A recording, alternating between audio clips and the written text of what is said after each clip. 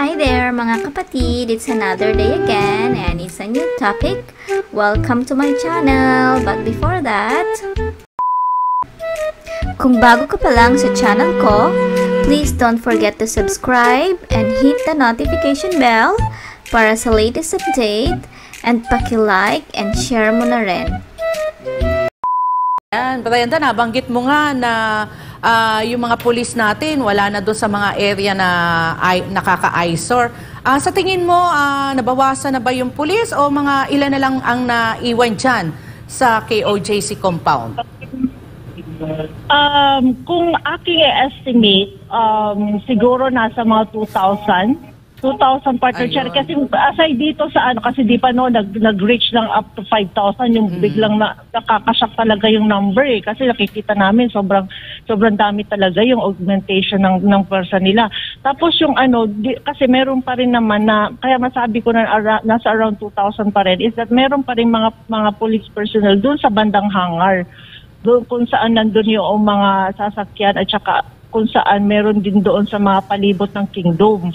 Aside pa dito sa main land natin, yung main ground at saka doon sa may gate. Ang concentration ng pwersa nila ng is dito sa may sa Emerald Gate natin at saka doon sa kabilang gate natin. Tapos yung makapalibot pa sa Cathedral at saka yung doon nga sa grounds. Pero hindi na sila nagkalat. Ilan-ilan na lang nakaupo doon sa palibot ng puno kasi pinatayuan natin yung ng bench kumbaga nakapalibot doon sila nakaupo. So hindi na yung parehas sa before. All over the ground sila nakahiga sa sobrang dami nila. Ano pa yung sa ganitong oras sa Brenda, ano pa yung mga operasyon na ginagawa ngayon ng kapulisan maliban doon sa ginagawa nilang dig project dyan sa JMC compound at saka dyan sa Cathedral? Actually, doon sa Cathedral, meron silang activity yung ginawa kagabi, yung kung saan yun naibalita na ng ating mga kasamahan na pinatay ang ilaw. Pagkatapos, pinalabas ang SMNI crew natin and then ang naiwan lang is ang lawyer at saka yung mga taga-PNP. So yun ang mga nagganap doon kagabi. Plus doon naman sa sa 18 hectare na gate, wala namang masyado dong walang masyado dong activity kasi nga since na pinabuksan ang Emerald Gate, ay tuwang-tuwa na itong mga tauhan ni itong si Torre at saka yung mga tauhan kasi labas-masok na sila doon at hindi na masyado silang nahaharang kasi nga wala tayo dong scanner. Ang scanner natin nasa 18 hectare kaya hindi na sila doon dumadaan. Kasi dito at least, pero dito doon sa Emerald Gate kahit wala pa man tayo scanner pero na-intercept pa natin through manual inspection yung mga kontrabando. Kasi kung sa scanner natin sa 18 hectare, hindi talaga sila makakalusot. Dito, hindi pa rin naman sila nakalusot because salamat naman dun sa ating mga security guard na masyado ring active or ang kanilang mga mata. At saka just imagine, it's discernment talaga kasi yung guard natin, nagtataka rin ako, bakit niya inahalughog yung back? Kasi kita namin on front, sa ibabaw, mga talaga, bottle ng mineral water. Kung ikaw okay na, paalampasin na, kasi mga bote naman ng tubig. Yung pala nasa ilalim yung dalawang bag ng semento, which can weigh around 10 kilos each. Ilang boxes yun? Tama. So, di ba, ganun ang volume ng pinapasok nila ng mga semento aside pa doon sa bato na na-intercept din natin noong nakalipas sa dalawang gabi. Brenda, before ka namin bibigyan ng pagkakataon din dyan na makapag-breakfast ka, we know yung breakfast mo, ulat, balita mula sa ground situation and we are very thankful for that, na nabibigyan natin ng on-the-spot update from the ground ang ating mga kababayan. Ano ba ang nakikita mo at na-observe ngayon dyan? Nandyan pa ba ang tinatawag nilang forensics group na dating SOCO or Scene of the Crime Operatives na ginagamit lamang kapag may crime scene investigation or may actual crime scene na pinupuntahan sila? Are they still there in the compound? And what are they doing there? Bakit nagkaroon sila bigla ng deployment ng SOCO na hindi naman ito ginagamit sa serving of warrant of arrest? Talagang lahat ng kalukuhan at kabulastugan na isip ng gawin ni Torre ni Marbil at nila Abalos, at dahil sila ay pinapayungan ng konsentidor at wala din sa hulog na wastong pag-iisip ni Marcos Jr. What are you observing right now sa ating mga kapulisan dyan, na mga nandyan, na galing sa SOCO or Forensics Group? As of this time, wala na ako nakikita ang personal ng scene of the crime operatives o SOCO, ka-Eric. Kahapon, noong napansin natin yun, ito meron pa akong information na kung saan nakausap ko mismo ang isang babae. Alam mo ba, yung personnel ng scene of the crime operatives o SOCO na nandito noon sa compound, na-identify niya ang isa sa mga lalaki. At yun daw, kakilala niya because kapitbahay niya. At alam mo ba ka, Eric, hindi daw yun SOCO. Police siya, pero ibang department. Nagtataka daw siya, bakit nag-uniform siya ng SOCO uniform. And hindi pa daw niya nasa-chat yung kakilala niyang yon kasi nga nagulat siya. Bakit nagsuot siya ng SOCO uniform at nandito siya sa compound? I-identify niya, kilala niya kasi kapitbahay nga niya. So yun, isa pa rin yun. Aside sa nakakapagtaka, bakit may SOCO personnel dito? Yun nga, sabi mo na nga, at yun talaga ang procedure na kung meron lang crime na nangyari. Diba? Yun sila yung responder. Yes. And they are not being utilized for warrant serving because they are not trained or they are not intended for that unit operation. At klaruhin ko, Miss Brenda, police din siya, yung kakilala nito ng kaibigan mo na naka-observe kahapon, but not on SOCO team, but kahapon, bigla nagkaroon ng SOCO uniform. Tama bang kuha ko? Yes, different unit siya. Member din siya ng PNP, but from the different unit. Ay, walang pinagkaiba ito, Miss Brenda, Miss Cherry, doon sa hinugot nila from Mount Diwalwal na taga-hukay ng minahan sa Diwalwal at pinasukutan ng pulis na uniform. At itong naghuhukay ngayon dyan sa basement, no? Si Tatang yata, yung isang hinugot nila ay mga 72 years old na naghuhukay ng butas ng minahan. Ayan, no? Si Tatang.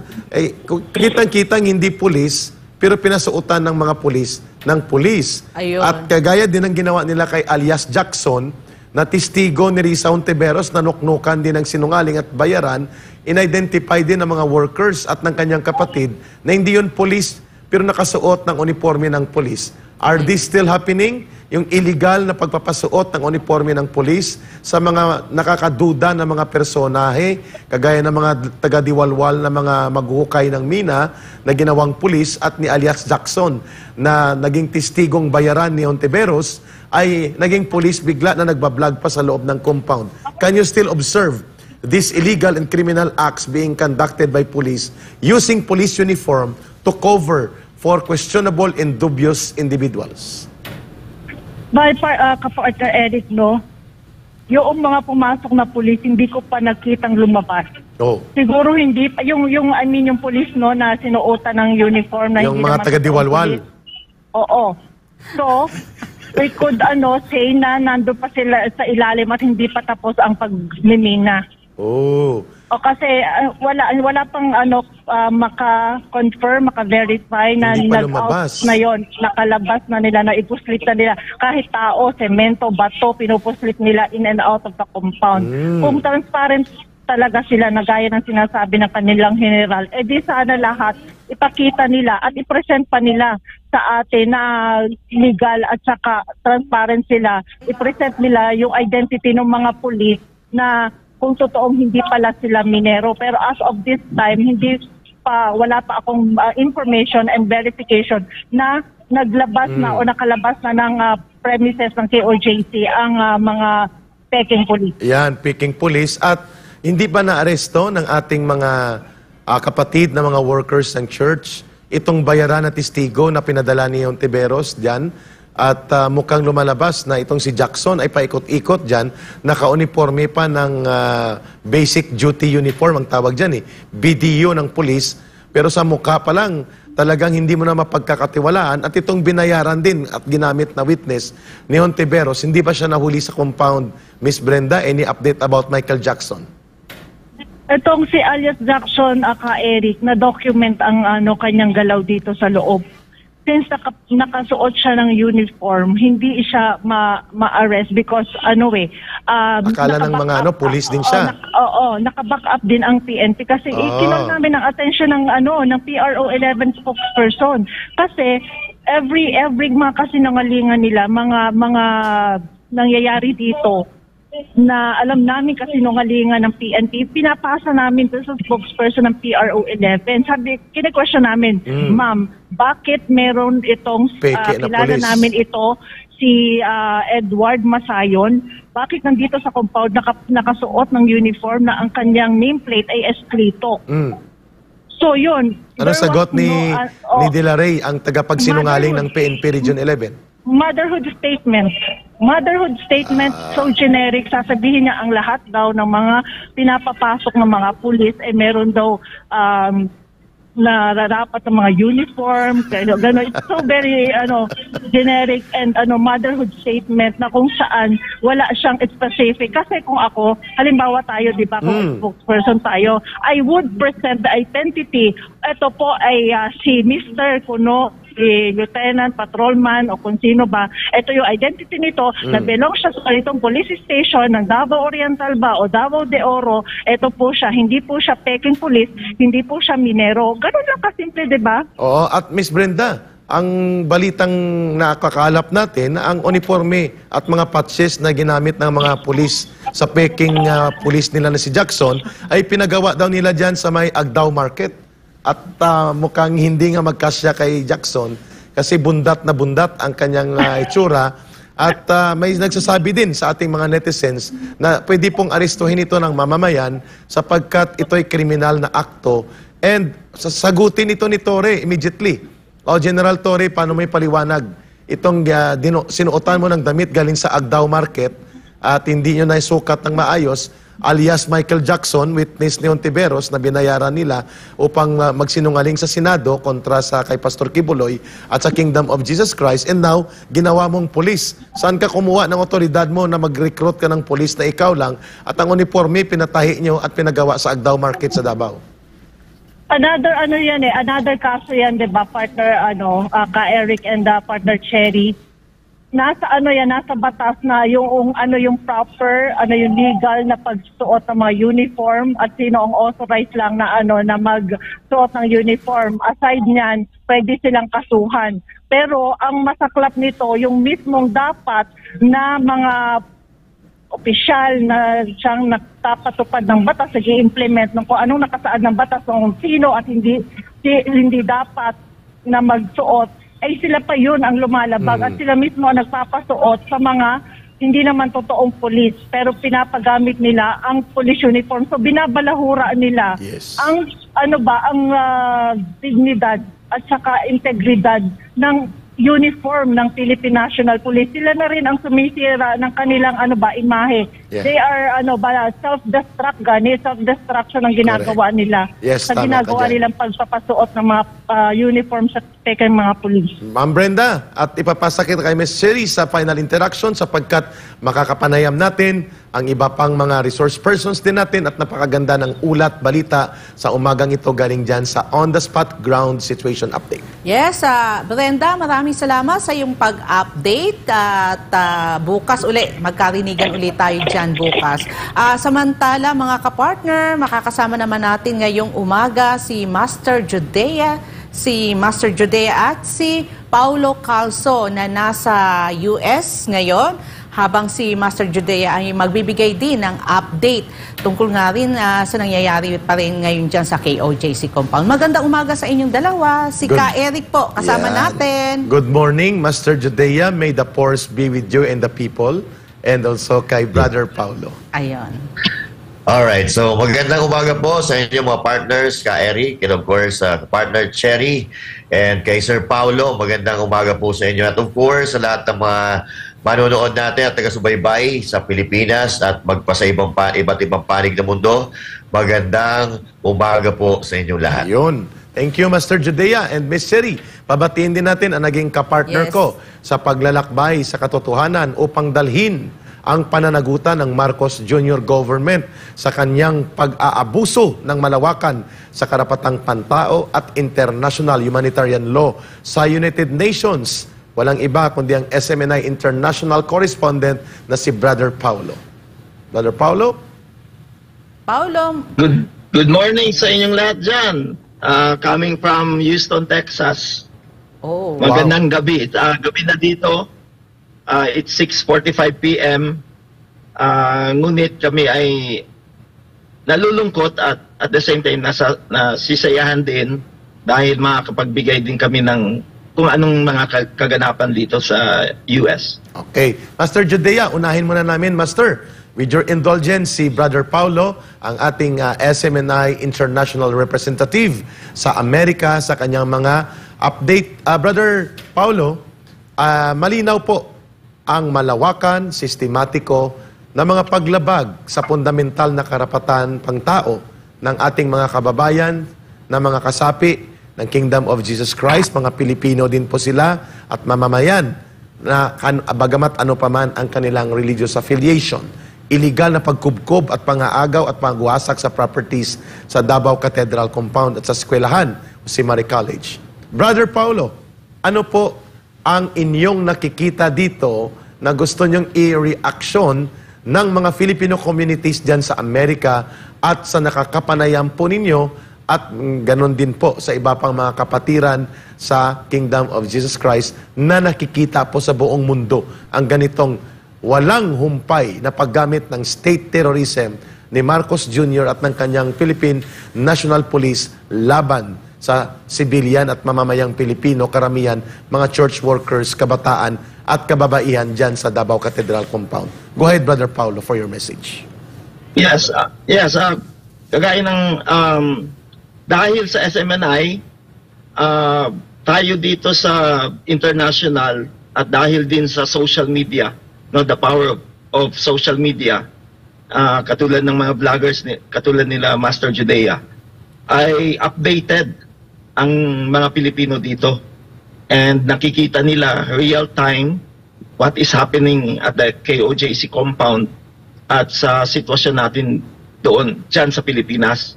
At sila ay nababahala, sila ay nalulungkot at sila ay galit. Galit sila dahil nabudol nga. Nabudol tayong lahat. Tayo ay nagtiwala kay Marcos na ipagpapatuloy niya yung magandang panggobyerno ni dating President Duterte. Ngunit nakita natin ang iba ang ginawa niya at ang Pilipino dito ay galit. Galit sila sa pang-aabuso na ginagawa sa KOJC at sa Pilipinas din. Kaya kami dito, kung nakikita nyo mga kababayan, nag-o-organize na ang mga Pilipino dito. Hindi lamang dito sa iba't ibang syudad sa United States, gaya ng New York, ng Washington, LA, dito sa Houston, at sa ibang mga syudad, katulad sa Canada, sa Japan, at sa ibang-ibang mga cities all over the world kung saan may Pilipino. So galit ang Pilipino dito. Ayun. Brother Paulo, before namin kukuhanan ng reaksyon si Master Judea sa paglaganap ng sentimiento ng kababayang Pilipino natin, you were part at bahagi tayo ng paglalakbay to bring to the attention of United Nations, at least sa UN High Commissioner for Human Rights, which we are about to do formally doon sa Geneva, Switzerland, sa kanilang UN General Headquarters. Gaano kahalaga po na makita sa buong mundo ang systematic violations of International Covenant on Civil and Political Rights, including religious freedom, violations sa international humanitarian law, pananakit at paggamit ng puwersa ng pulis at estado laban sa kabataan, kababaihan, katutubo at mga sibilyan na ang biniktima hindi lamang ang mga members ng Kingdom of Jesus Christ, kundi ang ordinaryong mamamayang Pilipino. How important would that be to bring into the serious attention of United Nations bodies? Brother Paulo. Magkasama tayo last time, di ba? Kasi ang United Nations, as an international organization dedicated to upholding human rights and promoting peace, may mandate sila. They have the resources to effectively intervene and investigate these grave violations of the Marcos government. So, by going to them, by utilizing the mechanisms of the Human Rights Council ng mga special rapporteurs of the UN, we can bring that to light, not only in the Philippines but all over the world, and maka-intervene talaga sila. Ayun. Brother Paulo, hold your line. Go ahead. You're saying something. Go ahead. Yeah. The United Nations, as the international body, actually can hold the Marcos government accountable and responsible for these abuses na nakikita natin. Especially Brother Paulo, Master Judea, at Miss Cherry, na hindi na kinikilala ni Marcos ang court order issuing the writ of amparo to protect the rights, welfare, and property ng Kingdom of Jesus Christ. Hindi kinikilala ng mga general ni Marcos at ni Marcos mismo at ng kanyang DOJ Secretary si Remulla ang otoridad ng korte na magsagawa ng kanyang rightful remedial intervention to protect the rights of innocent civilians na hindi naman target ng warrant of arrest serving. Brother Paulo, hold your line at kukuhanan natin ng interaction si Master Judea. Master Judea, gaano kahalaga that this will be brought out into the world, especially through the UN channels, ang systematic use of state terrorism as an instrument of Marcos Jr. government to effect yung kalapastanganan at panggagahasa sa kalayan at karapatan ng mga sibilyan na nasaksiyan ninyo for the last 13 days straight dyan sa Davao Compound. Go ahead, Master Judea. Yes, once again, good morning ka, Eric, and good morning, partner Cherry, and of course, Sir Paulo. Good morning po sa inyo. Good evening sa inyo dyan sa Amerika. And of course, ka, Eric, doon sa tanong ninyo, napakahalaga po nito, no? Kasi kami bilang tayo, ang mga nakasaksi nung pangyayari dito na talagang karumal-dumal, maras po na pagkilos ng mga kapulisan. At atin po itong na nakita from the very start of day 1 up until day 13 na ngayon. At napakahalaga po na madala po ito sa international media or international court. Kasi dito sa Pilipinas, parang yung ibinabalita ng mainstream media, kadalasan po ay kabaligtaran doon sa nangyayari doon sa ground. No? So parang tinutwist pa po nila yung tunay na nangyayari at parang ang ginagawa pa nilang naaapi ay ang mga kapulisan. Well, in fact, mga kababayan, overpower po talaga.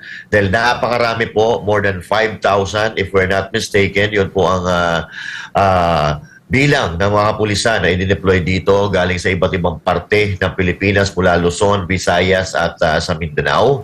At yun, kailangan pong malaman ng buong mundo dahil alam natin na pag nalaman ito ng buong mundo ay ito po ay pag-uusapan, ito po ay bibigyan ng pansin even the international community at lalo-lalo na ng mga kababayan natin sa iba't ibang panig ng mundo.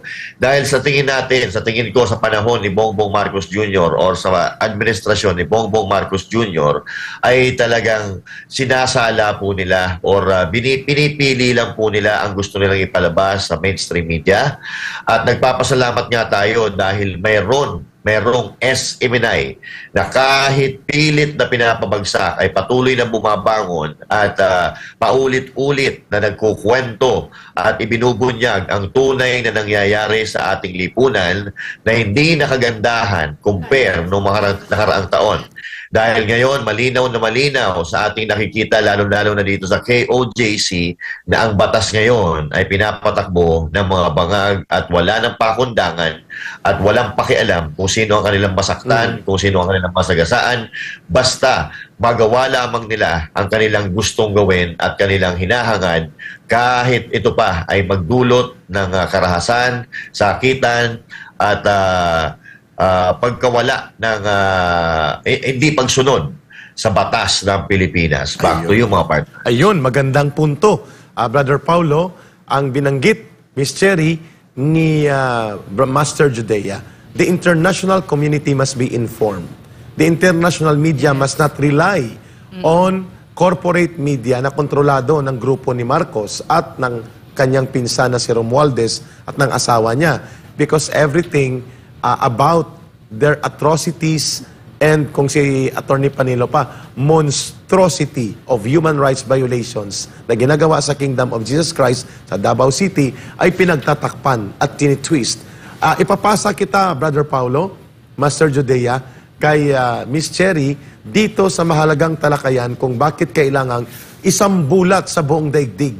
The reason why we are having Brother Paulo Calzo as an international correspondent ng SMNI today sa interview na ito. Miss Cherry, your interaction sa ating dalawang kapartner na resource persons. Ayan, magandang umaga muli sa inyong dalawa.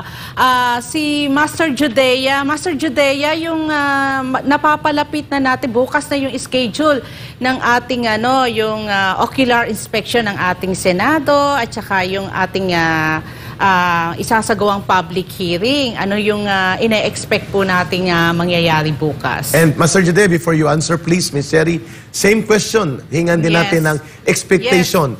Sila, Brother Paulo at ang International Filipino Community. Yes, singirin po kami sa inyo, Brother Paulo, dyan sa Amerika. Ako po muna, no? Ay, sige po. Okay. Alright, so regarding po dito sa nalalapit na ocular inspection at maging dito sa nalalapit na hearing dito sa nagagawin, dito sa Davao, inaabangan po natin yan, Napaka-importante po nito. Napaka-importante rin po nitong hearing na to, lalo-lalo na yung ocular inspection na gagawin ng ating mga senators, no? Kasi dito po sa loob ng KOJC compound, hindi na po kami makagalaw ng maayos. At mayroon po mga lugar dito na restricted at hindi po pinapapasok even yung mga workers or members ng KOJC. Dahil kinukordonan po ito ng mga kapulisan at alam naman po natin na pag may kordon, yan po ay police line, hindi po tayo pwedeng pumasok dyan. At pag tayo ay pumasok, pwede tayong arestuin, pwede tayong ikulong. At ang mga lugar po na yan ay ito pong cathedral, hanggang sa ngayon po ay binabakuran pa rin po nila.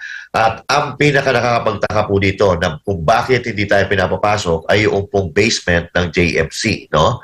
At ngayon po, kakaiba po yung mga galawan dito na napapansin natin. May mga kakaibang nangyayari dito sa loob ng Kingdom of Jesus Christ compound. At kung nababalitaan nyo po or kung napanood nyo po kagabi, ay mayroong silang actually, nung isang gabi may nalaman tayo na ipinasok ng graba at mga buhangin at saka tubig. And then kagabi, nakita mismo ng aking dalawang mata yung ipinapasok nila ng mga semento na nakalagay sa karton na lalagyan ng tubig. So, inilalagay nila yung semento, yan po na nakikita natin sa screen, inilalagay nila yung semento doon sa ilalim at sa ibabaw nilalagyan nila ng tubig, mineral waters para hindi halata. Pero doon sa pagbubuhat nila, mahahalata mo dahil may mga scotch tape, no? Balot na balot at tipong talagang iniingatan po, iniiwasan po nilang mapunit itong karton na ito. At doon nga nagkaroon ng pagdududa itong ating mga kasamahan na nagbabantay dito sa gate dahil kakaiba po. At yung pagpasok ng tubig ay halos maya-maya na po, which is unusual sa pang-araw-araw na galawan na kanilang ginagawa dyan. Minsan, nagbabagsak sila ng tubig, halimbawa umaga, then susundan yan hapon. Pero ito kasi, sunod-sunod po at marami po na magkakasunod. At katulad na nakikita nyo, magkakasunod po sila na may bit-bit or may buhat-buhat na karton. At yan, nagresulta nga po yan sa pagtataka at pagdududa ng ating mga kasama dito at sinek po yan. Ayun. So actually, ayaw po nilang i-check yan. Ayaw po nilang ipacheck dahil aarestuin daw yung magche-check dahil ang sinasabi nila, obstruction. No? Obstruction of justice. Dahil dito daw na dinadala nila, ipinapasok nila, ito po daw ay mga gagamitin sa pagsuserve ng warrant of arrest. And I don't know kung bakit ganito nakatanga ang ating mga pulisan, kung bakit sumusunod sila sa mga utos ni General Torre na alam nila na maling-mali. At ang pagkakaintindi natin dito, kung sino ang mga nagbubuhat dito, alam nila ang mga laman ng mga karton na yan. So bakit sila pumapayag na utuin sila ng mga amo nila na gumawa ng hindi maganda at hindi naaayon sa batas ng mga hakbang katulad itong ginagawa nila? Dahil ito, mga kapatid, ay nag-ugat ito doon sa challenge ni General Torre na patunayan daw ni General Torion, challenge ito ni General Torre na patunayan daw ni Atty. Torion yung sinasabi niya na may hukay daw sa ilalim ng sa basement na yan. At noong isang araw, mga kapatid, kasama ng mga local media dito, ABS-CBN, GMA7, News 5, nagpunta po kami dyan, kasama ng mga media na yon. At ang ending po, hindi po kami pinapasok. So doon po ay nagkaroon kami ng agam-agam na meron po talaga silang tinatago, which is eto, sumambulat po sa mukha ng ating lahat at sumambulat sa buong mundo yung hukay na ginawa po nila. At itong hukay po na ito, mga kababayan, ay hindi po ito basta-basta, no? Hindi po ito basta-basta dahil kagabi, lumabas po kami at may mga nakausap kami personalidad and we even talked to one of miners here in the Philippines na inexplain niya kung ano yung butas na yan. Dahil ganyan na ganyan daw po yung ginagawa nila kung paano sila magmina ng mga copper, ginto, o ano pa mga natural resources na kanilang binibina. So ganyan din po ang ginagawa nila, layer, at pinaghihinalaan na itong mga naka-uniforme na ito ay hindi po mga pulis, kundi mga minero po talaga. So now, ibig sabihin, mga kapatid, ito ay patunay na hindi po si Pastor Apollo Kibuloy or yung apat na kasama pa niya ang pakay nitong mga tao na ito. Dahil ikinwento din po sa atin that maliban doon sa mga metal detector na ginagamit dyan sa lupa or diyan sa simento na yan, ay gumagamit din po sila ng satellite monitoring kung saan makikita kung mayroong mineral 30 feet below the ground diyan sa lupa na yan. So, ibig sabihin, satellite na po ang pinag-uusapan natin dito. At ito po ay mga machinery or mga teknolohiya na ang mayroon lang ay Amerika at yung mga mayayamang bansa. So now, dalawa na po ang napikita natin dito. Hindi po paghanap kay Pastor Apollo Kibuloy at kasama na po dito ang Amerika sa mga ginagawa nila dito sa Kingdom of Jesus Christ compound. So, kung alam natin na first day, alam nila na wala si Pastor Apollo Kibuloy dito and even the warrant of arrest na ginamit nila para pasukin ang Kingdom of Jesus Christ is nakapangalan sa ibang tao at naka-address sa ibang lugar. So doon pa lang, alam na natin, mag-iisip ka na kung ano ang ginagawa nila. And even doon sa pagpasok nila, katakataka dahil nagkakaroon ng negotiation sa harap, pero doon sa likod, mayroon po palang gumigiba ng mga bakod. So, wala po talaga sila sa hulog. I mean, wala po sila talaga proper guidelines or proper na sinusunod, kundi makuha ata yung sinasabing kayamanan na nakabaon daw dito sa ilalim ng compound ng Kingdom of Jesus Christ. So hindi po maghanap kay Pastor Apollo Kibuloy at itong pagsisearch daw di umano dito sa mga kwarto-kwarto o sa mga building ay ginagawa lang po nila na panglito doon sa mga tao para yung atensyon ng mga tao ay mapunta doon sa mga nag-iikot-ikot na kung tutuusin ay wala naman pong sila mapapakinabangan dahil alam nila na wala naman talaga si Pastor Apollo Kibuloy dito. Ayun.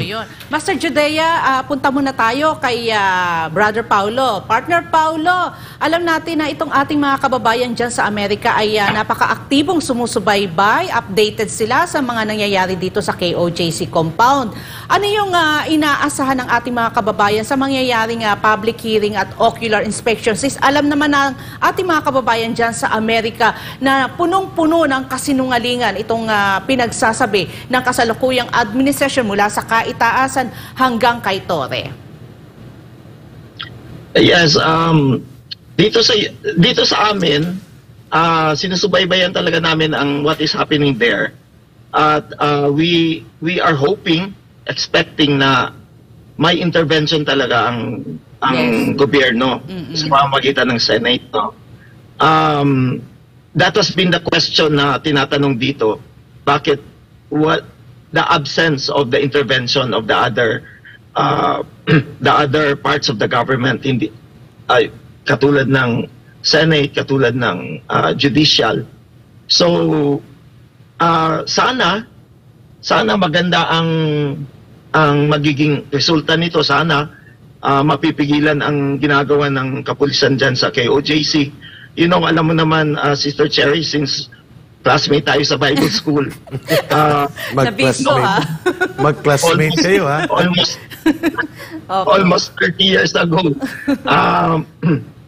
That yung balita-balita na false news na may kayamanan dyan, noon pa yan.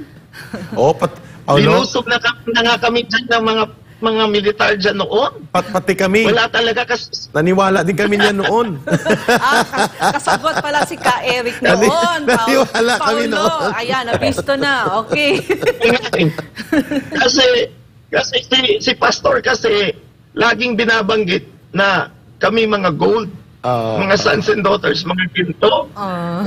Literal ang pag-interpret ng mga tao dyan. Ang gold na sinasabi, ginto na sinasabi ni Pastor, spiritual yan. Kami, mga sons and daughters. Ayun. So, Brother Paulo. Kaya sana... go ahead. Yes. Continue muna. Sana may magandang resulta ito.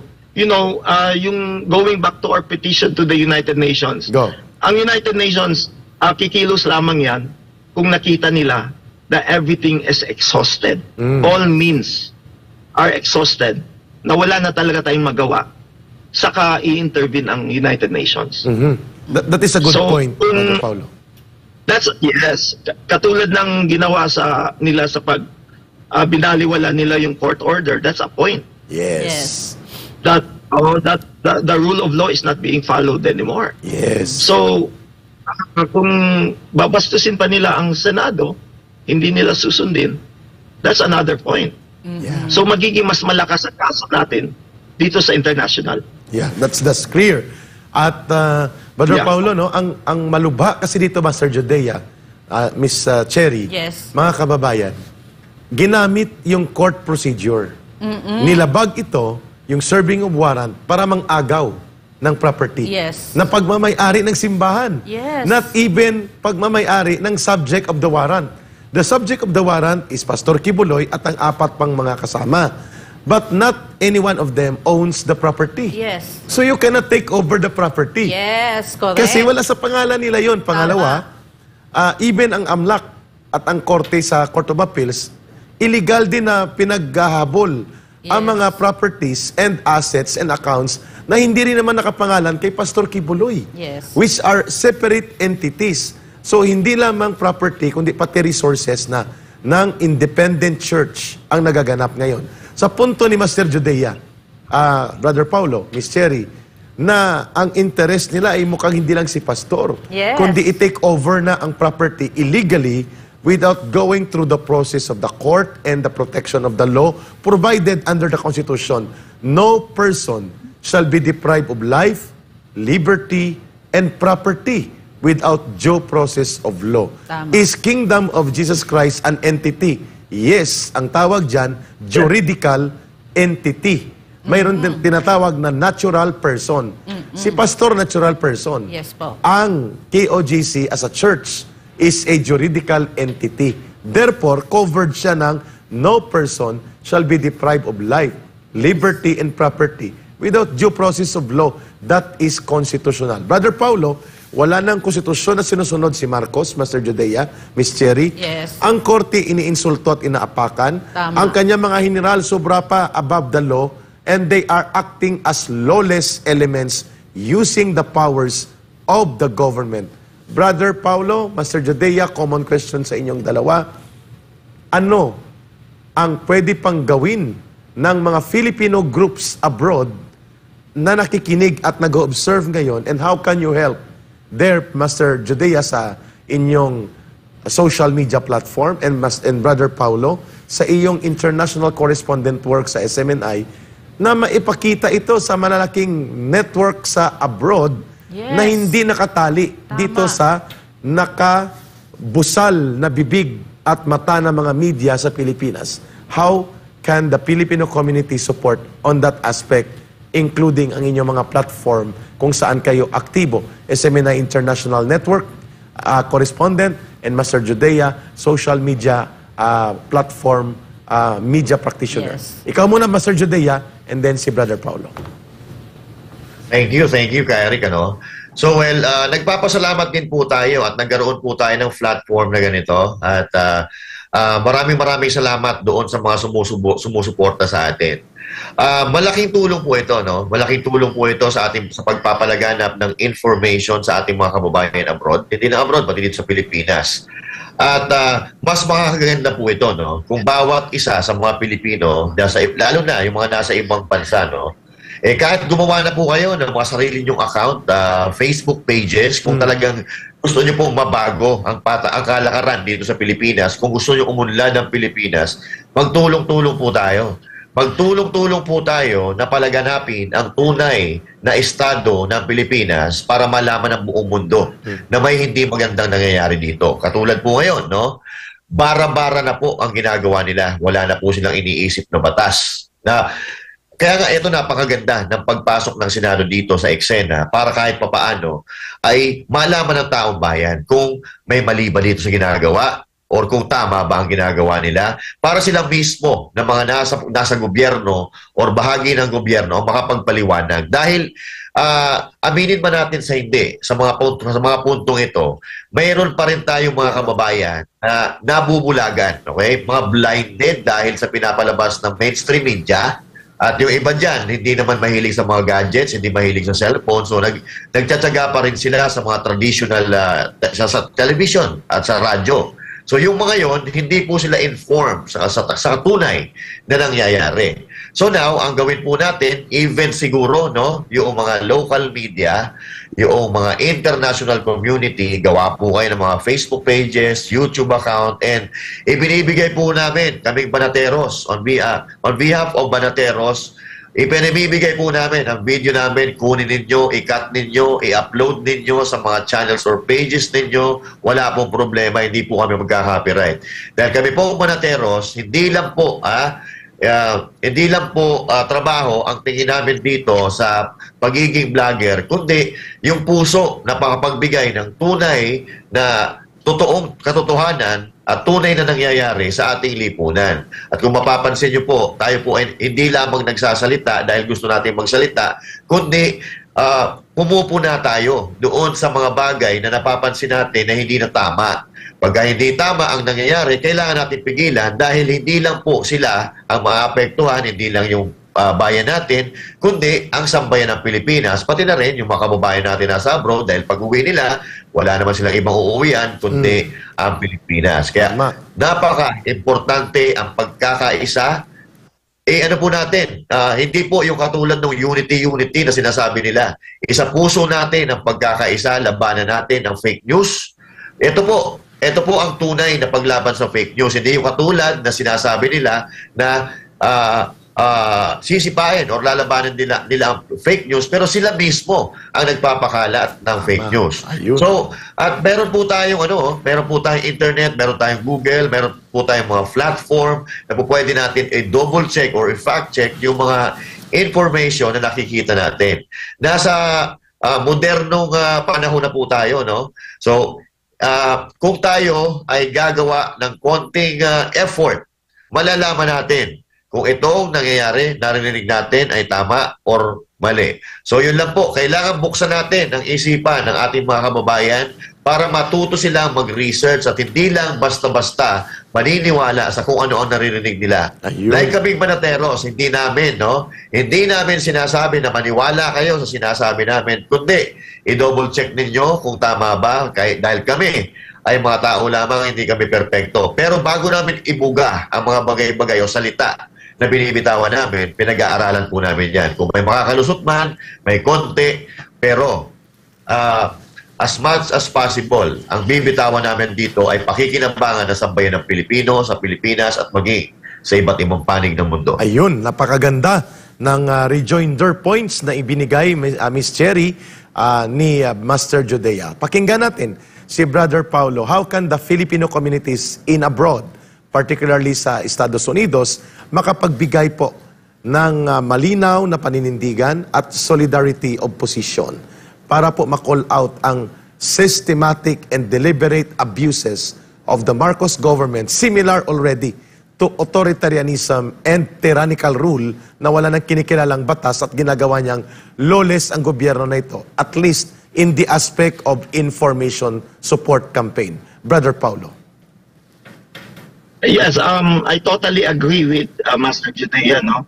In fact, yung social media, yung mga vloggers, ito yung tinatawag na wild card na hindi na-anticipate ng mga abusadong gobyerno. Not only in the Philippines, nakikita naman ninyo kahit sa what is happening in Ukraine, in Israel, yung katotohanan hindi kontrolado, hindi nila napipigilan. Lumalabas talaga dahil sa mga independent na mga news organizations and vloggers.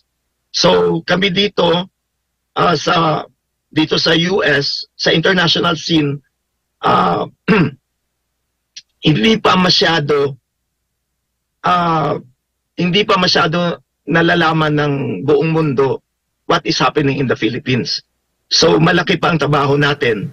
Kami sa SMNI dito sa US. Tama. We are now reaching out to international news organizations at pinapalagat natin.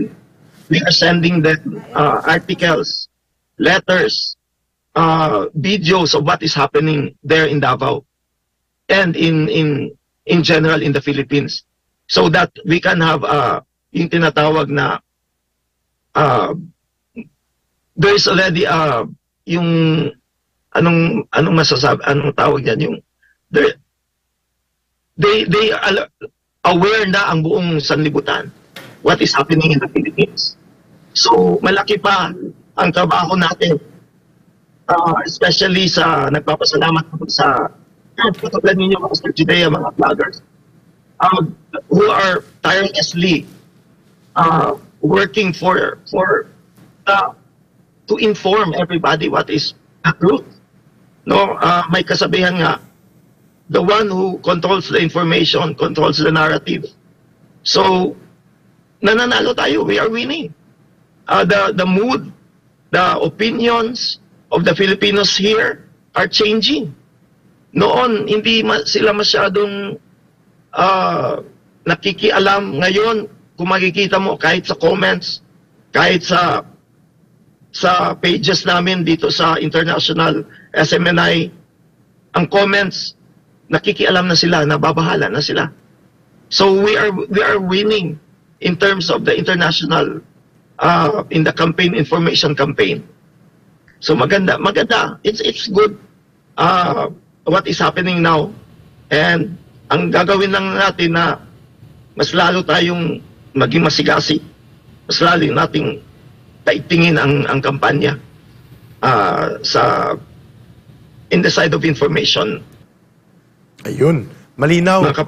Yeah. Malinaw po yung binabanggit na ng dalawa nating resource persons ngayon, Master Judea and Brother Paulo, that the people need to be informed for them to have a collective decision. Yes, oo. Miss Cherry, you would like Yes. to interact sa ating dalawang resource persons. Go ahead. Ayan, meron pa akong katanungan ka, Eri, kasi nakatakda sanang dumating itong si Alice Go na matagal nang pinaghahanap ng ating gobyerno. Dahil nga nakatakas ito, bakit nga naman nakatakas? Wala Alam namang na. Oo, di ba? Siyempre, nahuli na siya doon sa sa Indonesia. Pero etong malupit, bukas ang Senate hearing, pero nakaalis na yata yung si PNP Chief Marbil at saka si DILG Secretary Abalos. So, Tumakas? nakaalis na papuntang Indonesia. Akala ko tumakas sa Senate hearing. Para sunduin si Alice Go. Ayan. Bukas, Senate hearing. Ayan. So, paano yan? Meron na naman silang gagawing palusot. May Any palusot. reaction po sa inyong dalawa, Master Judea, at saka kay Brother Paulo? Si Master Judea mo po muna uli. Sige. Thank you. Partner Cherry, napakasimple lang naman yan, ano? Ito kasi mga leader natin ngayon, wala naman itong pakialam sa nararamdaman ng bawat Pilipino, lalo-lalo na kung wala naman silang mapapakinabangan. So dito kasi, pogi points po ito eh. Pogi points ito kay Alice Guo dahil nahuli. And dito sa Senate hearing, it's either masasabon sila ng mga senador o wala naman silang mapapakinabangan dito, kundi sasampal sa kanilang mga pagmumukha ang katotohanan na nangyayari dito sa Kingdom of Jesus Christ. So, ibig sabihin, dito, maaaring mapahiya sila at doon sa pagsundo kay Alice Guo ay bida sila. Klaro. At maliban sa bida, makakaiwas pa sa public accountability at ma-expose ang kanilang mission failed at ang kanilang pag-sponsor ng state terrorism. Tama yan, Master Judea. Dagdagan mo please ng inyong pananaw, Brother Paulo. Actually, wala akong masabi dyan. Natawa tuloy si Brother Paulo. Tumakas sa Indonesia. Tumakas. Why are they looking for pastor na hindi pa nga convicted? Si Franz Castro. Yun, magandang Convicted. punto. I mean, ewan ko, wala talaga tayong masabi. This government, Brother Paulo, Master Judea Mesieri, has become not just a comedy, but has also become a monumental liar, scammer, ang malala, nag-elevate, Brother Paulo, #1 sponsor of state terrorism against innocent civilians. Nakakahiya. Kaya sabi namin, hindi yan nagbabait-baitan si Marcos, hindi yan mabait. Hindi rin siya nagtatanga-tangahan sapagkat talagang wala siya sa wastong katinuan ng isip. Ang nagtatanga-tangahan, may isip pang matino, pero nagpipretend lang. Ngayon, ang aking final question, go ahead, Brother Paulo, you would like to react. Yes, alam mo, nagtatanong ako sa mga, hindi mga Pilipino sa mga puti dito. Do you know anything about our government? Ang sinasabi nila, ang nalalaman nila is drug addict ang presidente natin. Nakakahiya. Wow. As a Filipino, nakakahiya.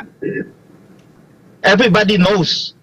Lahat ng tao dito, maybe sa buong mundo na addict ang presidente natin. Nakakahiya. As a Filipino, noon, proud na proud tayo. Si Presidente Duterte pa. Oo. Yes. Ngayon, wala na tayong masabi. Yun lang, Eric. Ayan. Klaro. May final question ako sa dalawa before ko ipasa ang final interaction kay Master Judea at kay Brother Paulo, kay Miss Cherry. Ito ngayon ang katanungan ng taong bayan. Why are we not getting tired of daily broadcast, paulit-ulit yung mga anggulo, paulit-ulit yung paglalantad at pagbubunyag? Ako alam ko dahil the people need to be informed and the people need to be empowered. Ngayon gusto namin kunin ito sa inyo as information practitioners on the information campaign side. Gaano kahalaga para sa inyo na hindi titigil ang SMNI in spite of all the attacks and hindi dapat matigil ang daloy ng iba pang channel of information in spite of difficulties to maintain our presence sa social media dahil nga binubuhusan ng pondo para tayo iparalisa sa information platforms. Master Judea and Brother Paulo, are you still getting into the side na nakakapagbigay pa rin ito ng mabuting resulta at pakinabang sa taong bayan ang ating patuloy na pagtindig na hindi mapigilan ang daloy ng impormasyon at katotohanan sa mga kaganapan sa ating bansa, partikular dyan sa Davao area. At ano ang nakikita ninyong possibility na gagawin ng mamamayang Pilipino sa patuloy na pagdaloy ng mga impormasyon sa kanila? Mauna si Brother Paulo and then si Master Judea naman. Brother Paulo. Yeah, talagang mahalaga.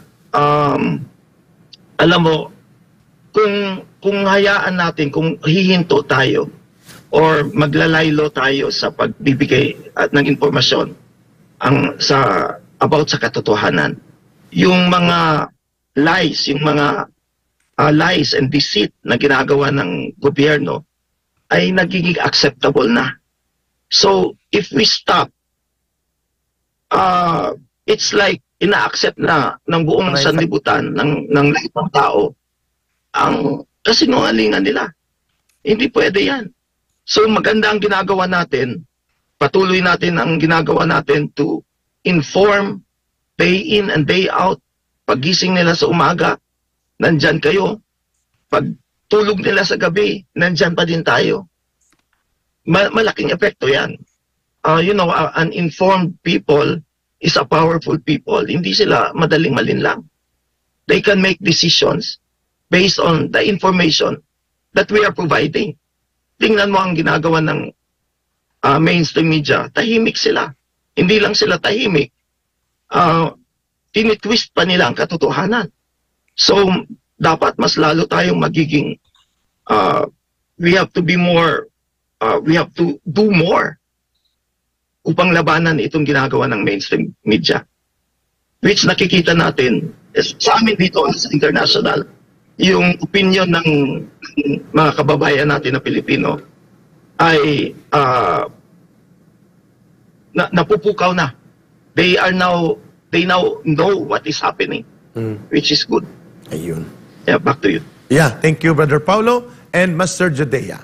Hindi ba kayo napapagod? Hindi ba kayo napanghihinaan ng loob na patuloy po ang karahasan at ang matigas na puso ni Marcos at ng kanya mga alipores para gumawa ng karahasan at gamitin ang gobyerno para supilin ang impormasyon at mga karapatan ng mamamayan na nakikita ninyo?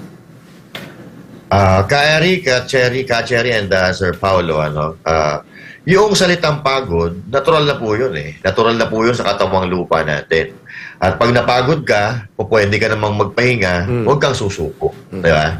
Kaya nga tayo, nagpapasalamat po tayo dahil meron po tayong SMNI. No? Nandyan ang SMNI para suportahan itong mga adhikay natin. Kasi kapag napagod po tayo wala na pong ibang maririnig ang taong bayan, kundi ang mga kasinungalingan na lang. No? At ako, naniniwala po ako na hindi po magagapi ang information drive o pagpapakalat ng impormasyon. Kahit sabihin pa natin na tuluyan pa nilang mapabagsak ang SMNI. 8 million strong members ng SMNI. Kung sakasakali man, KOJC I mean, kung sakasakali man na mapabagsak nila ang SMNI, mayroon dyan sa mga members or workers dyan ang tatayo at magkakaroon ng panibagong SMNI. And even the vloggers, no? Kahit supilin nila ang mga vloggers, may uusbong at may uusbong dyan na kukontra sa mga maling gawain nila. Kaya kami, we are on the 13th day. From day 1, at actually hindi lang day 1, okay? Before this happened, nandiyan na po talaga kami at alam po ni Ka-Eric yan, no? Dahil kami ay nagpe-press con dito halos linggo-linggo. Araw-araw may Banateros live kami dito sa Davao ng halos 2 weeks before they came in para pumasok ulit dito sa Kingdom of Jesus Christ, no? So, from relax, napunta tayo doon sa akala mo mamamatay na tayong lahat kasi ang daming pulis, may mga baril, may sumasabog, may tear gas and all that. Akala nga namin, katapusan na namin, di ba? Pero, naniniwala tayo sa puwersa at kapangyarihan ng Panginoon. Na hanggat tayo ay nandoon sa panig ng tama, hindi po tayo magagapi. Magapi man tayo ngayon, pero may uusbong at uusbong. Tandaan po natin, na ang kasamaan at kahit kailan, hindi po yan magwawagi sa kabutihan. Dahil nandyan ang Diyos na may lalang, nakatanaw lang, at handang-handang pitikin ang sinuman para matigil ang ginagawa nilang mga kagaguhan. Ayun, malinaw, Miss Cherry. Ang mga pahayag ng dalawa nating kasama, Brother Paulo Calzo and Master Judea, taong bayan po ang aming audience. Hindi po ang malalaking korporasyon, negosyante, oligarkiya at mga bundat at kawatan ng politiko na siyang nakapaligid kay Marcos. They are not the audience why we are doing all sorts of platforms that we can relay information to the people. At ang kapangyarihan na totoo, na magsasagawa ng paghahatol at paghuhukom sa lahat ng kalabisan at kalapastangan ito gamit ang gobyerno at poder nila, ay ang taong bayan din ang maghahatol sa kanila. That's the reason when the people are informed, they are empowered. When the people are empowered, they can realize that they can make change in society, not just in their lives, Miss Cherry. Yes, tama ka dyan. At maraming salamat pala.